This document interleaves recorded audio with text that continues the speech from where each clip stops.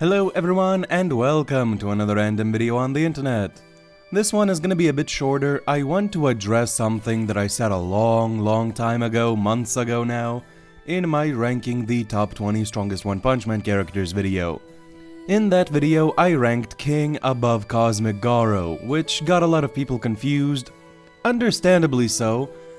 When I did this last time, a year ago, I also had King above Cosmic Garou, but nobody really said anything there, so I sort of thought it was just self-explanatory, I guess, why I think King is this high.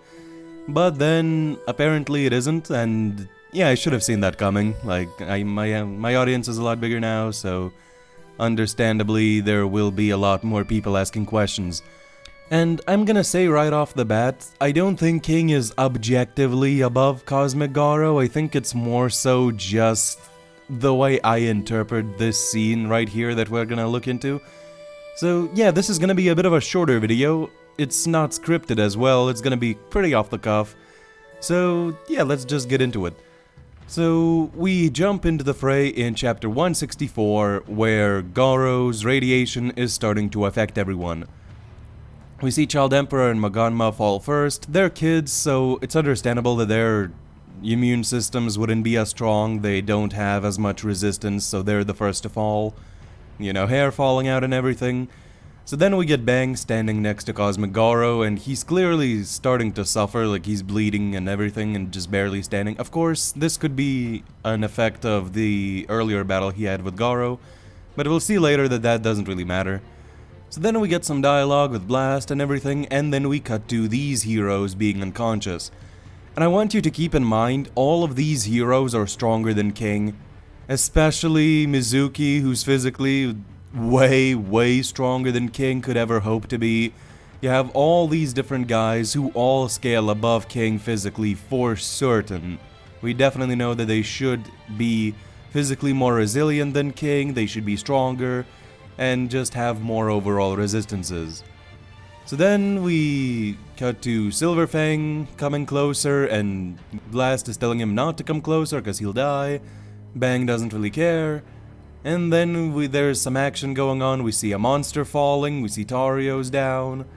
And then, later on, after the Blast vs. Garou battle, we get to see that the energy could kill the planet, then Genos dies, then we cut to Saitama arriving, you know, all that good stuff, this very cool moment. Then Bang is down, he was close to the radiation, he couldn't take it anymore, he's unconscious, or maybe even dead, who knows. And then we cut to the other heroes, and we see Pig God is down, with his eyes blank and everything, we see Zombie Man's down, everybody's down. And then, here's the two interesting ones. We see Flashy Flash is barely up, we see Mi Mask is down next to him, and he's part monster, or a full monster, who knows at this point. But Flashy Flash can remain upright a little bit. And this makes sense, he's a ninja, it makes sense that he would have been tortured in various different ways and might have a more resilient body than the rest of them. Or he just might be stronger than everybody else here, which is also fair. And then we see King clearly not collapsed completely. We see he is off the ground, he's holding himself up a little bit, his head is risen, he's not down, he's not unconscious like all these guys. He's still just remaining sitting, pretty much. Like he's on his knees, protecting Tatsumaki and Fubuki, but he isn't unconscious clearly because he is holding himself up. He couldn't do that if he was unconscious. So all these other heroes who are way stronger than King is are down, but King is not. So this is just one thing that I think sort of calls it into question whether King was actually dying here. You can see a lot of this liquid, most of it is just gonna be the rain that's going on. The only part where I could see it maybe being blood is here under his nose, which, fair enough, it could be affecting him, but it's clearly affecting him way slower than the others. And then here's my ultimate copium. We see Garou is petrified at what he's done and everything, he's tripping over himself, crying. And then, what we see after this is pretty interesting. Out of absolutely nowhere, he figures out time travel. He just says, okay, there's one martial arts that maybe will be able to save everyone, right? And then out of nowhere, there's this asspool plot thing. I don't want to call it a plot hole, but like, it's clearly a Deus Ex Machina with the time travel and everything. And then Saitama copies it. So, what does this tell us?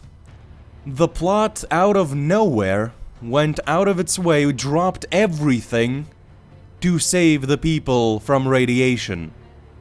So my headcanon, I mean my factual evidence and my factual conclusion is that this is all because the universe wanted King to live and just reverse time so that King could be alive. That's the reason. It's not headcanon, it's fact, trust me guys. And it's not copium, it is just pure, unadulterated facts. King is the sole reason that Saitama and Garou just out of nowhere came up with the idea of time travel, because King needed to be saved.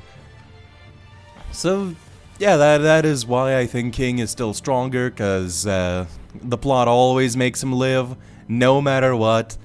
And as long as Saitama still lives, King can never die, because Saitama will always be there to protect him, so for someone to be stronger than King, they would need to be stronger than Saitama. It's like taking Jotaro from JoJo's Bizarre Adventure, and you basically, like, if somebody is not stronger than his stand, Star Platinum, they can't kill him, right?